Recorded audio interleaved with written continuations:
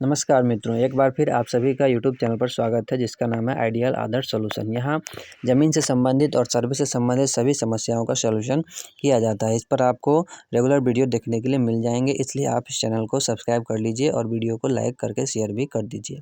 जैसा कि आज के थंबनेल में आपने देखा है, जो प्लॉट नंबर से हम चेक करेंगे कि ज़मीन का मालिक कौन है और रजिस्टर 2 में नाम भी किस प्रकार हम चेक करेंगे, ये भी आज के वीडियो में देखना है। तो चलिए हम शुरू करते हैं और देखते हैं कि हमारे प्लॉट नंबर, जो हमारा प्लॉट नंबर वो नंबर होता है जो खेसरा नंबर आप देखते होंगे, उसे हम प्लॉट नंबर कहते हैं। किसी भी ज़मीन का एक खाता नंबर होता है और खेसरा नंबर होता है। एक खाता में बहुत सारे खेसरा आपको देखने के लिए मिल सकते हैं। अगर आपको पता है जो आपके ज़मीन का खेसरा नंबर कितना है, तो आप देख सकते हैं जो रजिस्टर 2 में किस-किस का नाम उस खेसरा से संबंधित है और उस प्लॉट नंबर का मालिक जो है वो कौन है। तो आज के वीडियो में हम इसी चीज़ को देखेंगे, तो चलिए शुरू करते हैं। तो देखिए मित्रों, ये अगर मान लीजिए आपके पास ये नक्शा है, नक्शा नहीं है तो नक्शा कैसे निकाला जाता है वो वीडियो भी हमारे चैनल पर अपलोड है। आप जाके वहाँ से वीडियो सेक्शन में जाके इस चीज़ को देख सकते हैं। तो जैसे यहाँ पे आपके पास अगर नक्शा है और आपको पता है, जैसे यहाँ पे बीच में आप सड़क जाता हुआ देख रहे होंगे, सड़क के साइड में एक 1742 नाम से एक प्लॉट नंबर है, खेसरा नंबर वहाँ दिया हुआ है, हाईलाइट किया हुआ है ग्रीन कलर से मिडिल पॉइंट में जो है। तो चलिए देखते हैं जो 1742 खाता जो है ये किस नाम से, किस मतलब इसका जो मालिक हैं वो कौन है। तो चलिए इसी तरह से हम इसे सर्च करेंगे और देखते हैं ये कैसे सर्च किया जाता है और रजिस्टर 2 भी इसका चेक करेंगे। तो उसके लिए मित्रों सबसे पहले आपको अपने मोबाइल या टैब में आपका क्रोम ब्राउज़र खोल लेना है। क्रोम ब्राउज़र जैसे ही आप खोलेंगे, आपको यहाँ पर सर्च करना है बिहार भूमि। देखिए मैंने सर्च कर रखा है तो सर्च फीड में आ जाता है। जो सबसे पहला वेबसाइट आपको देखने के लिए मिल जाएगा, Bihar Bhumi the gateway to revenue Bihar government of Bihar. इस पर आप क्लिक करेंगे और आप सीधे बिहार भूमि के ऑफिशियल वेबसाइट पर पहुंच जाएंगे। अभी बिहार भूमि के ऑफिशियल वेबसाइट पर बहुत सारी अपडेट की गई हैं। इसके सामने आपको ऐसा इंटरफेस देखने के लिए मिलेगा। सारा जो आपको भूमि से रिलेटेड जो समस्या का समाधान है वो इसी पेज में अवेलेबल है। फिलहाल हम इसको यहाँ पर क्लोज़ करेंगे और जिस वीडियो के लिए आज थंबनेल देख के आप लोग आए हैं उस पर पहुँचेंगे। और यहाँ आप देख सकते हैं अभी जो सर्वे हो रहा है उसके लिए भी यहाँ पर एक लिंक दिया गया है। तो सर्वे से रिलेटेड जानकारी और उससे अपडेट जो उसके ऑफिशियल वेबसाइट है वहाँ पर जाने के लिए आप यहीं पर क्लिक करके वहाँ पे जा सकते हैं। तो आज हमें वहाँ नहीं जाना है, आज हमें देखना है जो हमारा प्लॉट नंबर दिया हुआ है, तो उस प्लॉट नंबर से उस प्लॉट का मालिक कौन है वो कैसे पता करें। तो देखिए यहाँ पर आपको बहुत सारे बिहार का यहाँ पर नक्शा दिया गया है और यहाँ पर बिहार भूमि से संबंधित बहुत सारी जानकारियाँ भी दी गई हैं। तो मित्रों हमें देखना है कि हमारा जो खेसरा नंबर है उसका मालिक कौन है। तो उसके लिए आपको यहाँ पर अपना खाता देखें जो लिखा हुआ है, इस पर क्लिक करना है। तो चलिए हम इस पर क्लिक करते हैं और अपना खाता देखें की वेबसाइट पर पहुँच जाते हैं। उसके लिए थोड़ा बेसिक जानकारी आपको रहना चाहिए, जो आपका जो प्लॉट है वो किस मौजे में आता है, किस राजस्व थाना के अंतर्गत आता है, आप उसे सेलेक्ट करेंगे। तो वो मेरा जो ज़मीन है वो दरभंगा ज़िले में आता है, तो यहाँ पर दरभंगा ज़िले को मैं सेलेक्ट करूँगा। बहुत होशियारी से आपको उसी ज़िला पर सेलेक्ट करना है, क्लिक करना है जहाँ पर जिस ज़िला का आप देखना चाहते हैं। थोड़ा इधर उधर होगा, दूसरे ज़िला को अभी सेलेक्ट हो सकता है। आप थोड़ा मोबाइल से इसको जूम कर लें, जूम करने के बाद उस पर क्लिक करेंगे। तो मैंने दरभंगा क्लिक किया, तो दरभंगा का यहाँ पर आपको नक्शा देखने के लिए मिल जाएगा। यहाँ दिखा रहा है दरभंगा में कुल अंचल 10 है, कुल मौजा 1274 है, कुल खाताधारी इतने हैं और कुल खाता इसमें इतना है और कुल खेसरा इसमें इतने हैं। तो ये रहा हमारा दरभंगा का नक्शा जो सामने खुलकर आ गया है। दरभंगा में टोटल 10 अंचल हैं, तो 10 अंचल का फ़ोटो यहाँ पर दिखाई दे दिया है और यही है हमारा दरभंगा का नक्शा। तो मेरा जो ज़मीन है वो मेरा हनुमान नगर ब्लॉक में आता है, हनुमान नगर अंचल में आता है।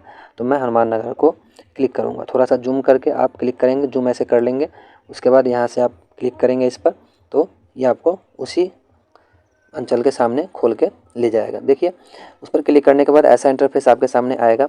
यहाँ से देखिए दरभंगा ज़िला पहले से ऑटो सेलेक्ट है, अनुमंडल दरभंगा सदर होता है हम लोग का, वो भी यहाँ पर सेलेक्ट है। आपका भी जो होगा वो यहाँ पर आ जाएगा। अंचल हमने हनुमान नगर सेलेक्ट किया था तो वो यहाँ पर आ गया, जिसका कोड 004 है। उसके बाद अब अगला स्टेप इसका ये है, जो आपको अपना मौजा सेलेक्ट करना है। जो आपका जो ज़मीन है वो किस राजस्व थाना में आता है उसको सेलेक्ट करना है। तो मेरा ज़मीन जो है वो बिसौल राजस्व थाना में आता है। जो हमने खेसरा नंबर देखा था 1742, वो बिसौल राजस्व थाना में आता है। तो यहाँ पर जो आपको अ का पूरा तालिका दिया गया है, यहाँ पर आपका जो मौजा है वो उसका स्टार्टिंग लेटर जो होगा, स्टार्टिंग अक्षर होगा, उसका एक अक्षर यहाँ पर क्लिक करना है। तो मेरा बिसौल है तो बिसौल बौ से शुरू होता है, तो हम यहाँ पर बौ पर क्लिक करेंगे। तो चलिए बौ पर क्लिक करते हैं। जैसे ही आप स्टार्टिंग लेटर पर क्लिक कर देंगे तो बौ से रिलेटेड जो भी मौजा होगा वो आपको यहाँ बगल में दिखाई पड़ जाएगा। जैसे देखिए बघला, ब से बघला शुरू होता है, बघला हुआ, बल्हा हुआ, बहुपट्टी हुआ, विष्णुपुर हुआ, और ये रहा बिसौल।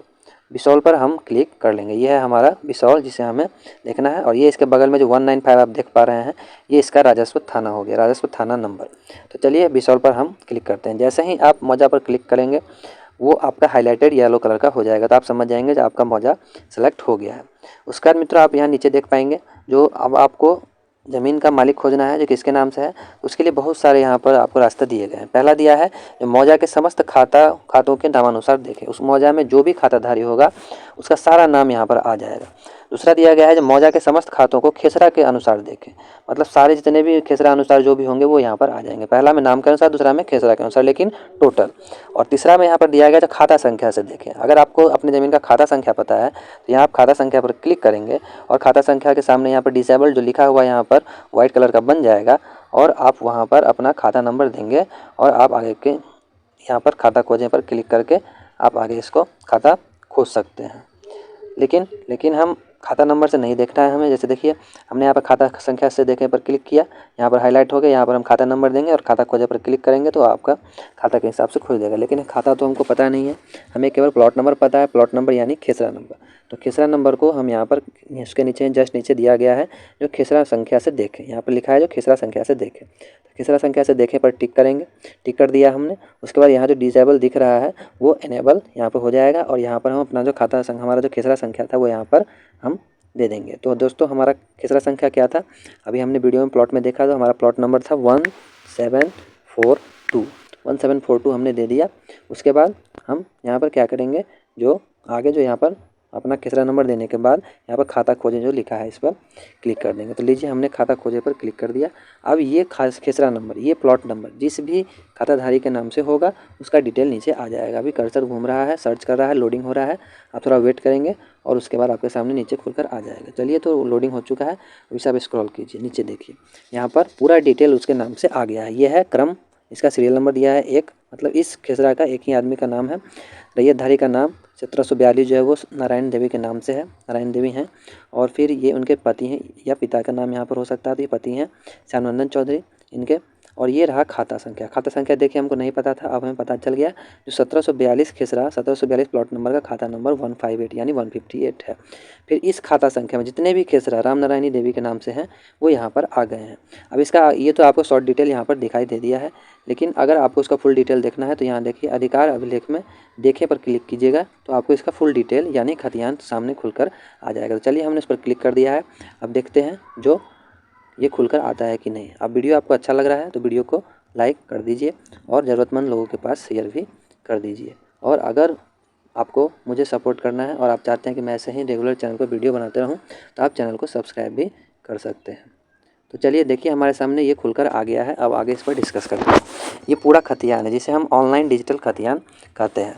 सबसे ऊपर देख सकते हैं आप, यहाँ पर रैयत का नाम नारायण देवी दिया गया है, फिर उनके पति का नाम पति श्यामनंदन चौधरी दिया गया है। इसी तरह आप अपना भी खोलेंगे तो आपको यहाँ पर आएगा। निवास स्थान सुपौली पत्रालय आलम नरसारा यहाँ पर दिया गया है। राजस्व थाना जो मौजा में ये ज़मीन है उसका राजस्व थाना नंबर 195 195 यहाँ पर दिया गया है। जातीय भूमिहार ब्राह्मण है तो इनका यहाँ पर दिया गया है।